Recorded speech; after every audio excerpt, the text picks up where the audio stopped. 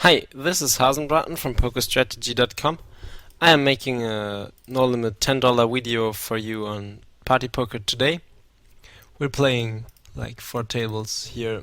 My screen name is Me Bet You Fold, and well, here we can post the blind and the cutoff. And this is a hand I just mainly can check fold. Here we also can post our blind, as well as we can do here. And well, now we can get started.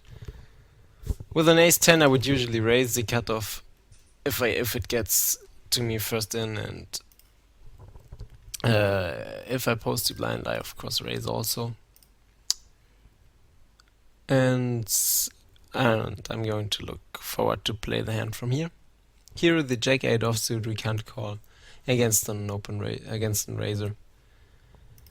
Even if the raise was not that big, because there was a lot of dead money in the pot, we still can't really call here because we're most likely not gonna flop anything good, so we can't play the hand. Right now I'm thinking if I leave poker raise active or deactivate it, because I think most of the people playing no limit $10 on Party Poker do not have poker raise, so I think I will deactivate it. Since I would be using information then that you don't have, and I'm not that sure if it really helps.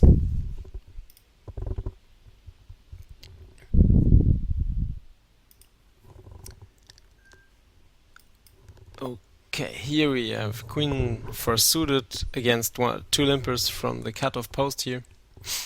I'm not raising them because I don't get a fold often enough pre-flop or post-flop to justify raising here. And here we of course can fold our jacks or 9-7 suited. And here Queen Jack offsuit from under the gun also won't be played. Here we wouldn't have raised this hand, but since there is a min raise and 2 cold callers and normally a third cold caller, I'm investing 10 cents to see a $1 pot. To see the flop in a $1 pot here. Even with a hand like Queen 4 suited, I still can flop a flush or something, and I'm getting really good odds. But on this flop I'm not investing like any real money.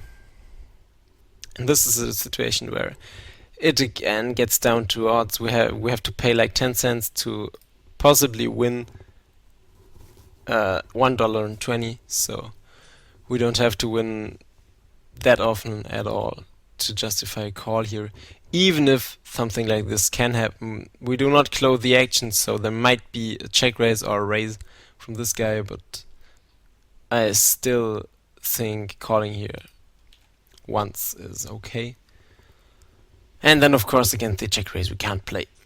I don't really get his line. If I get this one right, he was a pre-flop aggressor and then check raised to flop against the big field on a joy board. I don't get this play at all. Now he's all in. I have no clue what hand he could play like this, but I think it's gonna be a real strong one. Well, it's aces. It's a strong one, but it's not a real strong hand given his line. His line represents much more, at least a 2-pair, more a set or the straight.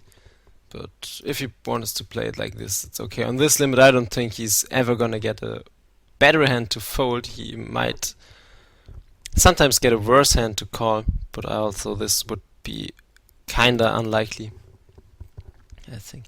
Here against 3 limpers I just limped my Queen Jack offsuit on the button. We have 2 short stackers in front of me, or more or less short stackers, and I don't want to raise them here, but I can play poker post flop, having position on 3 sure and 1 likely and maybe 2 other opponents. It's profitably to pay the big blind to see flop. And here I'm going to raise. Normally you do not have to raise a hand like King Queen offsuit from under the gun, but against the limper and a blind poster there's a lot of dead money which I can win, so I think this one might make the difference between raising and folding this hand. Calling the big blind would be terrible, so we just have the option to raise or not to raise. Now we get like 3 callers on, and we do have position on all of them, which is kind of funny because there is no possibility 3 other people can get into the pot with us paving position. And here we're just going to call. I don't see any reason for raising here because we have just undercards and a gutshot straight draw. On the other hand, we get like 25 to 1 to call, so we're definitely not folding, and we're not folding or raising the turn, since it still gets down to not that often a worse hand calling us. So the question now is, can I raise? I think I can raise here. I sometimes see him calling with the worst, but I'm not 4-betting his 3-bet. He normally has a queen here. He has the same hand as we do. Well, here we have a gutshot straight draw and a flush draw. And we have decent equity, especially since he does not even have a full stack. I'm very inclined to get it in on the flop if he raises, because I still might have some fold equity, and I do have good equity against many hands, so it would have been okay, but since he folded, there's no need to think about that one anymore. Here I'm isolating a big stack limping from under the gun. He will often get into trouble post-flop against me, because if he does not like slow play any big hand or something, he's often going to flop nothing or nothing real good, and he's going to risk losing his full stack against me. Because he's out of position, his hand plays really bad. And I'm going to win a lot of pots here. Just by raising pre-flop and then betting the flop. Since now he called my flop bet and my pre-flop raise, the turn card is kinda scary. And I think I'm gonna fire this one again, because I just expect him to have a real hard time calling here without the straight, or at least a set which has outs, and I do not expect him to have the 9 very often. So I just bet because I'm not going to win this pot if I don't bet, because the perf 3s is like never any good here. And even if it's good, I still might get it bluffed out on the river. But if I bet the turn, I'm putting back the pressure on him, because if he does not have the 9, even if he has a hand like ace jack, king jack or something, possibly even a bad 2-pair or so, we'll have to fold on this turn, because it's just going to get too expensive for him to call me down. But unfortunately he decided to check raise me on the turn, which is somewhat strange play, I would say, because I don't really get him check raise me there a lot, because most of the time I'm just going to check behind. Even if I have a hand like ace king, ace jack or something, I would have checked behind, because I do still have some possibilities to win the pot without betting, well, at least without betting, without having a hand. So on this board I do not need to bluff that often. I just have to bluff my underpairs. I normally either have a pair, maybe a straight, an overpair, or at least a hand with like overcards and a gutshot, or overcards and an open-ended straight draw, which I wouldn't bet on the turn, because I still can win the pot checking behind, and I just risk getting raised from my outs, which is both really bad for me. So I'm not really often betting this turn. It's not that good of a play to check raise me there, but that of course does not prevent people on no limit 10 on party poker from doing it. Here I also limp with a marginal hand, since we have at least a 4-way pot, maybe a 5-way pot in position against 2 big stacks and 2 plus minus half stacks. Here we might call, but I'm just going to fold, because it's, even if we do have a pair and we get like good odds, we can't really believe in our 8 or 5 to be good often enough, because the 5 of course does at least complete one straight draw. The hard outs are obviously no good. Even the 8 might not improve us for the best hand, but to a expensive second best hand. So I just decided to muck this one, since I expect to be not to be good way too often if more money gets in and I improve, because I'm way too often up against the straight or full house, maybe better trips or something, or maybe a better 2-pair if I make my 2-pair. So I have got a weak draw and I still have to be really worried about my hand being best if I hit, so I just can fold on the flop. There is no real need to get involved in that hand. Well, on the bottom right we have 8-9 offsuit. Hand I'd really like to play for free from the big blind. It's a hand that has some value, some players, good playability, but I'm normally not paying off a raise. No real raise, of course. It's just again this thing with the min raise I might call. And down here I'm just check folding my 10 high. I don't expect to win this pot, but I don't expect to win it often enough by betting, so I just give it up. As you can see, I'm reloading pretty fast because you just lose money if you don't reload. And if you do not have the full amount on the table. Of course, with the difference between full amount and your amount being like 1 or 2 big blinds, your loss of expected value is not so big. But of course it's there and we should always try to maximize our expected value. So reloading fast is just like a part of this, and it doesn't really cost time. 5-2 suited is also a hand I would be really inclined just to fold here. If not, like the whole table limps in front of me, because the hand has a real bad playability. And I'm out of position. Do not want to commit like that much money. 10-8 off and 4-7 off against the raise, of course, is a fold.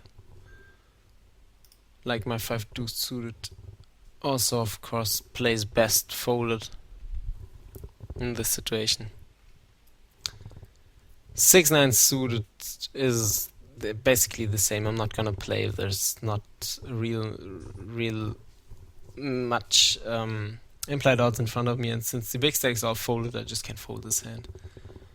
And here I'm also not calling a raise. Now I might call a min raise though, but that's been it. And I'm check folding this board.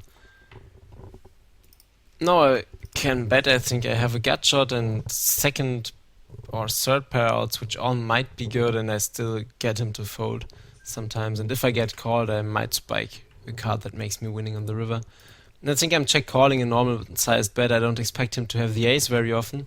He might have a hand like Queen 10 or something, and I don't want to get raised on this river, so I just check, hope that he missed whatever he wanted on the turn and might be inclined to bluff the river, because I don't expect him to call me on this river with a worse hand very often. We can look out what he had. I'm curious. He had the pair of threes. Nice hand. He even had the best hand on the turn, but not by far. 5-6 suited I can easily complete against two big stacks and one whatever stack. And here against 3 players I'm just check folding. Here I'm raising a little bit more than usual because I'm out of position. And unfortunately he folds. Ace Queen on the upper right. I'm going to raise normally, maybe call a raise, maybe re-raise a raise. I don't know so far. Well, looks like we just raise. And here I think I fold. With some bigger stacks in the blinds or him having a bigger stack, I might be inclined of calling the hand. But with just 2 people in front of me not closing the action and not having that good implied odds, I just think best play is to fold. Not the worst result. I get like 3.5 big blinds uncontested. I'm not certain, or I guess I'm even certain that the expected value of playing Ace Queen suited might be even below that, so I run over average in this hand, it's okay. And here the Ace King, of course, is even slightly better, though my position is worse. King Jack suited I would open raise normally from the button, and I would also raise like 1 or maybe even 2 limpers as I'm raising him here. Of course my standard open raise is 4 big blinds plus 1 big blind for everybody entering the pot. So I raise 5 big blinds here. If he goes all in, I'm calling. And if he calls, I guess I'm going broke on most boards. Even unimproved, because sometimes I do even have the best hand, and even if I don't have the best hand, depending on the board, I often have outs, so there's basically not that much of a mistake being made. Either way I play, it's not a big mistake to fold unimproved post-flop often, but it's neither is it a big mistake to call, and I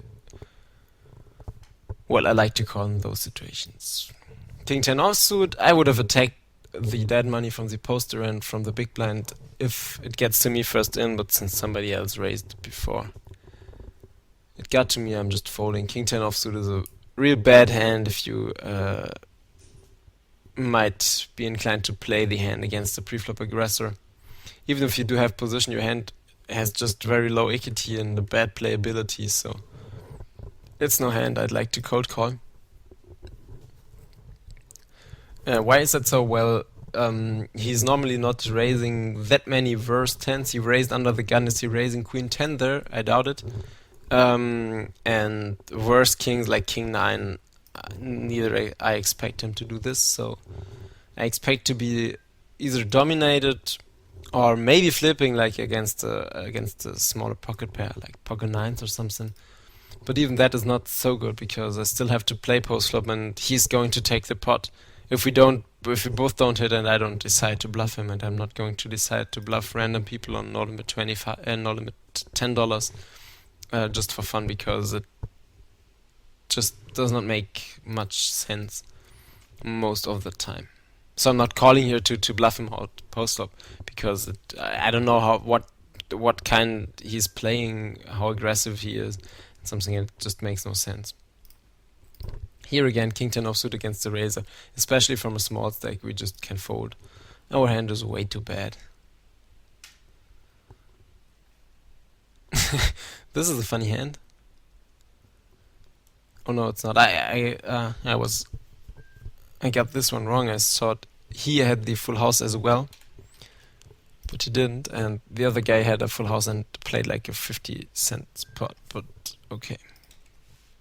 Pocket jacks, I'm even raising from under the gun, and ace 10 offsuit from the button, of course, is a steal raise for me. If I get re-raised in this situation by the short stack, even if he's really short stacked, I'm not calling with ace 10. With ace queen or so, I would be inclined to call, because not everybody on these stakes is playing a good short stack game. Many people are playing way too loose and are just losing money. I don't know in which category to put him, but since there are enough people that play too loose, I would be like calling maybe with ace queen or so. But with ace 10, my equity is not good enough against enough hands. I'm not that big of a favorite if I'm ahead, but if I'm not ahead, I'm in big trouble normally. So it's a situation in which I'm either ahead like a little bit, or I'm behind a good amount, so either I win a bit or I lose a lot, so I just fold.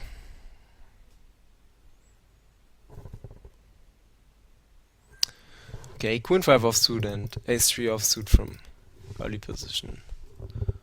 Oh no, it's not early position, it's middle position, but it's still a clear fold. Just the 8th is no reason to play a hand. Just because I have an ace, I can't find a reason to play this hand, especially not from early position or from middle position. 9-7 offsuit, I think I can fold it, because everybody in the pot is just really small stacked. The value from playing this hand normally comes from other big stacks that make mistakes post flop. If I hit hard, they invest too much money, get way too deep into the hand and lose the money there. But against the short stacks, they can't make that much of a mistake post flop, because they don't have much money in relation to the pot. So I'm not winning that much there if they make mistakes and my hand is really bad. So I just fold it, because I'm also out of position.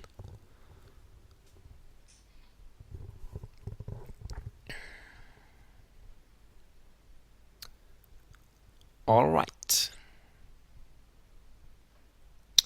Aces again. Maybe we can get some money in here. We're of course raising. The standard raise. I'm not making any difference here with the preflop play, whether I have like in the hand like ace jack suited or pocket aces. It just does not make any sense to make a difference here, and unfortunately I get no call. And here with 6-7 suited from the cutoff I'm also raising. It's kinda close, you can just fold the hand, but I prefer to raise it though. And I don't think I have to invest any money here. I'm not closing the action, he might still raise. I just have a gut shot to the end of a straight, and the top end of the straight is even an open-ender, so him having queen-jack or him having queen-jack and calling here wouldn't be a bad place, so I just get myself into real deep trouble.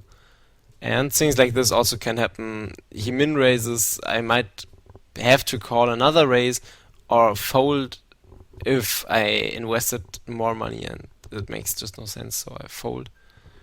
And they get into a min-raising battle here. And now the board is really ugly, and I really would like to see a showdown here because I'm interested in what he donk bet on the flop, what he min-raised, what he min 3-bet, what he called on the turn. Alright, he had top 2 pair and was playing it kinda badish, and I guess he had a worse ace. Calling again on the river. He had ace queen. Badly played from both of them in my opinion. I think the button just could have repopped me pre-flop, even if he does not. He should not just min-raise a flop and then call a min 3-bet and then just call down if the board gets worse and worse. Especially on the river, you have to think of what hands do you beat, and with ace queen on this board, on this river, you just beat nothing. You don't even beat an ace jack. Ace king got you beat, ace queen you're splitting, ace jack got you beat, ace 10, ace 9, ace 8, ace 7 and even ace 6, they all have you beat. So your opponent has to be bluffing, and even if he's bluffing, it's real hard for him to have a worse hand, because every 6, every jack makes a straight. There's some 2-pair possibilities, it just makes no sense to call here, but as I said, I'm not going to blame anybody on No Limit $10 for making bad plays, because it's just so common that you just have to get used to it, and I'm happy people do this because we are making money out of that. If everybody played a real good, tight, aggressive game, poker would be a lot less funny on those limits. Queen jack offsuit from the cutoff, I open raise. Here also a very professional line, min-raising pre-flop and then going all in over the top for like 10 times what the other guy made it over a 3-bet. If he had like aces or something, it makes no real sense to just min-raise pre-flop, because you're way too often drawing hands into the pot for good odds, drawing out on you and then paying them off post-flop. And if you have a bad hand, of course it makes no sense to raise.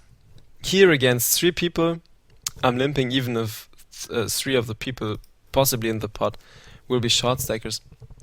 One thing that's good about the remaining short stackers is they normally do play at least a little bit tighter than big stacks, so they would be really tight raising here. I don't see them raising like any hand except a real monster. So I see a cheap flop here very often, and with like 3, 4 or 5 people in the pot. Now 4 at least if there is no raise. I think it's okay to invest the money with 10-8 offsuit, but since I don't hit, I just give it up. Especially against this real big bet from the big stack. I don't get his line once again, because he like bet twice the pot on the flop, or 1.5 times the pot, and then bets 10 into 3 on the turn, which makes like absolutely no sense, but maybe it's going to work, whatever his plan was. Maybe he has like the ace of spades or something, and decided to make a big semi-bluff on the flop and then wanted to draw cheap on the turn. People sometimes get into this line like betting real small when they don't want to call a raise. And they expect their opponent to bet if they check, so that they just bet small to prevent that. I don't think it's working that often. But okay. Here raise queen, we of course raise, and like I said, queen jack offsuit from the cutoff, I open raise. So I'm doing. Pocket kings, I raise. Here I have a second pair with top kicker and the backdoor nut flush draw and the backdoor straight draw. I'm checking behind here to maybe induce a bluff, which I can call because the problem is I'm not seeing that many worse hands that can call the flop. So I just check behind, and I think I'm going to check behind the turn again because there are still not that many cards I really don't want to see, because I expect him to semi-bluff the turn with some draws that do have outs against me. So I just check behind the turn again, try to get my second pair to show down cheaply. And if he checks the river again, I think I am like committed to value bet here again, because I'm having the best hand like always, and he often enough gets himself into calling with, I don't know what, like pocket eights, maybe a bad queen, maybe even a smaller pair or pocket pair. It's all possible, so it's okay. King queen offsuit, we just get the blinds. King queen offsuit is a hand you definitely can think of defending your blinds against an steel raiser, but well, there was none. I would also certainly think of raising limpers out of position with a hand like king queen offsuit, because depending on what position from your opponent limped, you very often still have the best hand and you're not dominated. Because normally if you're from the big blind and it gets to you without a raise, there normally is no ace king, ace queen, pocket queens, kings or aces in the pot, and if they are not, your hand is not dominated. You might still be behind against the lone ace, but your equity is not that bad, so it's okay. Here an ace 4 offsuit from the button. I know that he folded like the whole time he is on the table, if I remember this right. So he's like folding very often, makes raising profitable, and I know who he is. But against a random half stack big blind, we can still raise ace 4 offsuit profitably. So I do.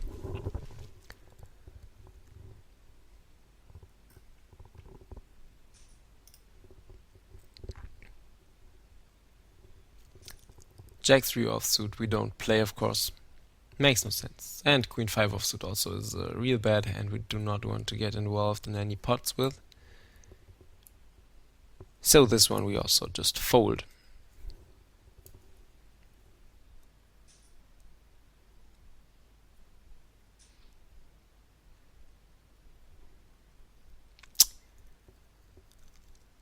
Well.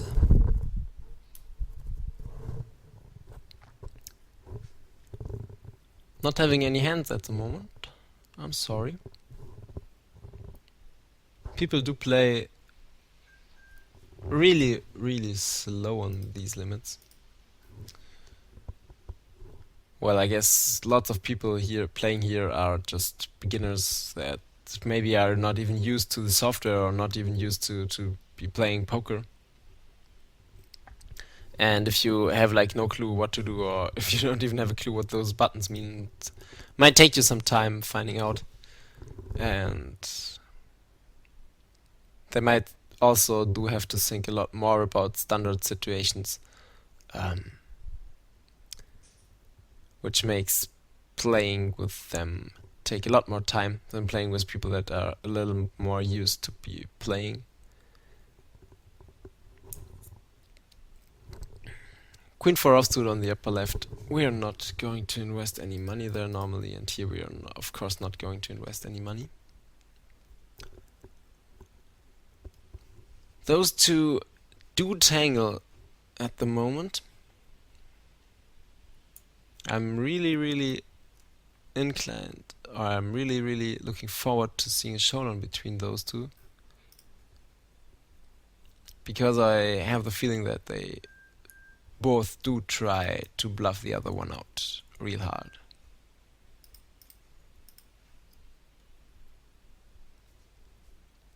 This bet like sucks hard for him because he would have no fold if he calls, and he didn't bet, so now he check raised. I'm really looking forward to this one. He had top to pair, check raise, bet it on the flop, then check raise it on the turn, then check the river. I don't get his river check actually. But okay, the other one had like ace king. He would have get paid off if he went all in, I'm pretty sure. But okay, maybe I'm wrong. They both had a hand in this situation. They both had a real reasonable hand. So of course no problem with this one. Even if I'm pretty sure the ace king guy didn't re-raise pre-flop. I'm interested. A Royal Ferret guy raised and Prinz Fritz guy called. Then Prinz Fritz guy donked the flop and then check raised the turn, okay? Not that standard line, but it's somehow okay, especially if he has like the same feeling that I had, that he's going to bet a lot if check too. So check raising on the turn might be better than betting himself, because he would be forced to fold his hands, and he might even have called the flop with nothing or something close to that, just to take a stab on to the pot on the turn. King 9 offsuit, I'm not calling even a min raise.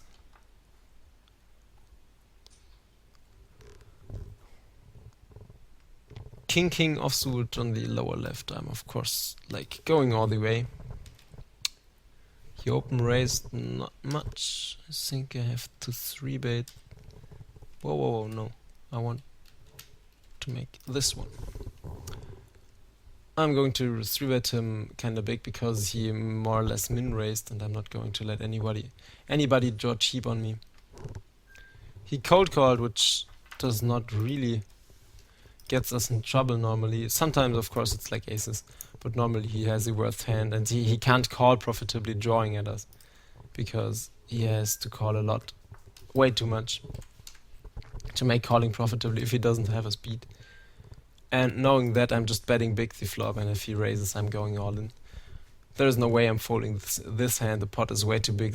He might have a draw. He might have a smaller overpair or some other crap, and I think I'm good way too often to fold here. But he thinks better of it and gives up.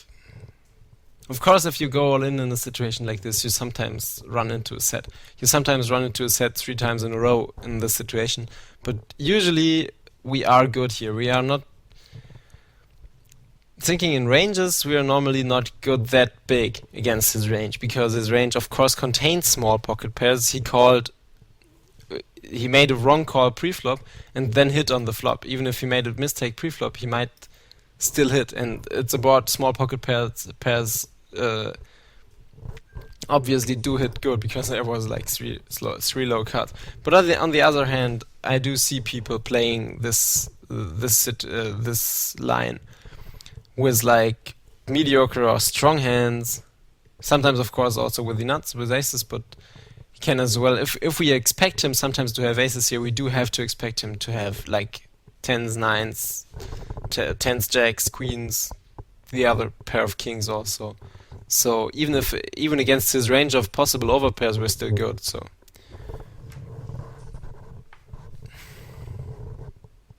no way I'm not going all the way there. It's always good to have the nuts if somebody bets like twice the pot into you, and then not even being sucked out on the river if the top board card pairs. Still wondering what Oscar guy had. Oscar guy had top pair, no kicker.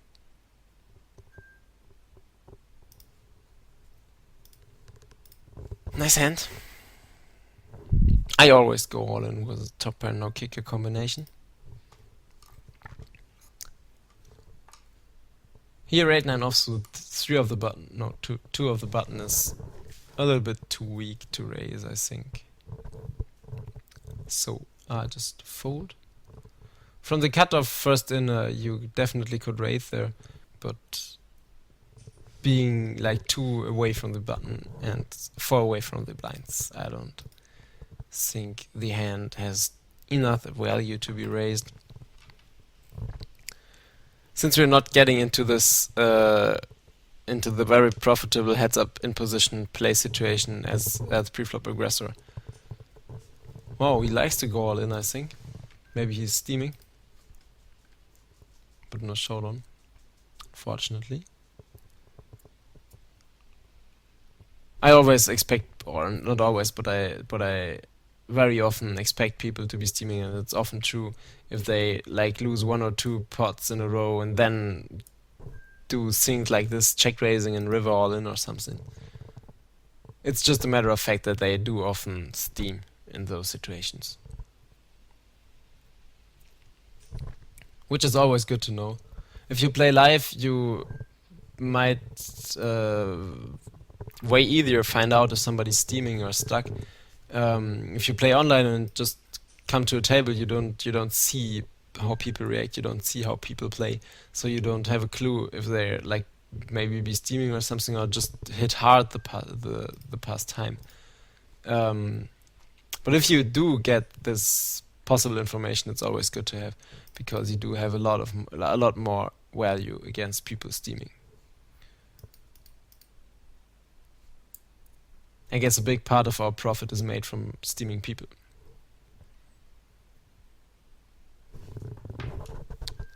I do have some hands today, I have to admit. I had like aces 2 or 3 times, kings 2 or 3 times, some ace king. Very nice. And here I think I'm just going all in. I do have a gut shot and 2 overcards, and I do have seen him do some aggression against a preflop aggressor, so I do even see some part of his range being air. So I do add fold equity to my equity, and even if he calls, I'm not that big of a dog, because depending on what he had, I do have a lot of outs. So I just put him all in here, and he folds. Maybe you are interested in our equity here. I am, so I'm just putting it in there.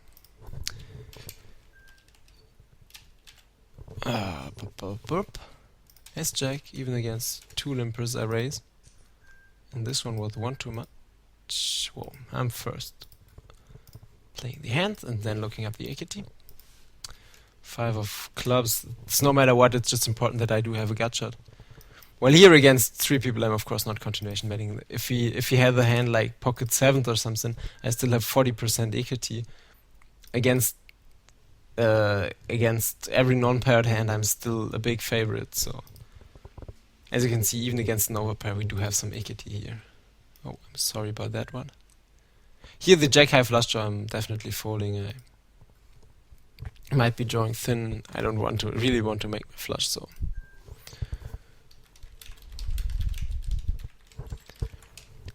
Especially since we're not closing the action, we once again risk losing a lot of money instead of winning just none. And here is what I mean by him being like real aggressive and doing stupid stuff against aggressors. He just had like absolutely nothing. And funnier why, the other guy turned the nut flush. So okay. And you definitely saw why I didn't want to make my flush, because if I make my flush, it's still no good.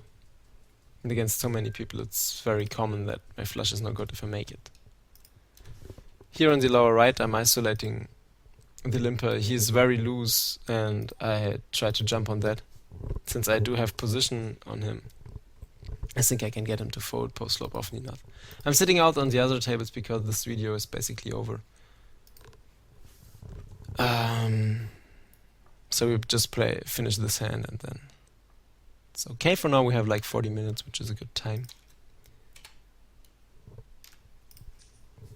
Here we flop a flush draw with overcards. It's okay. So we just continue our betting, and he folds. This is like the plan I had for this hand. Oh, of course I can't go without playing pocket kings.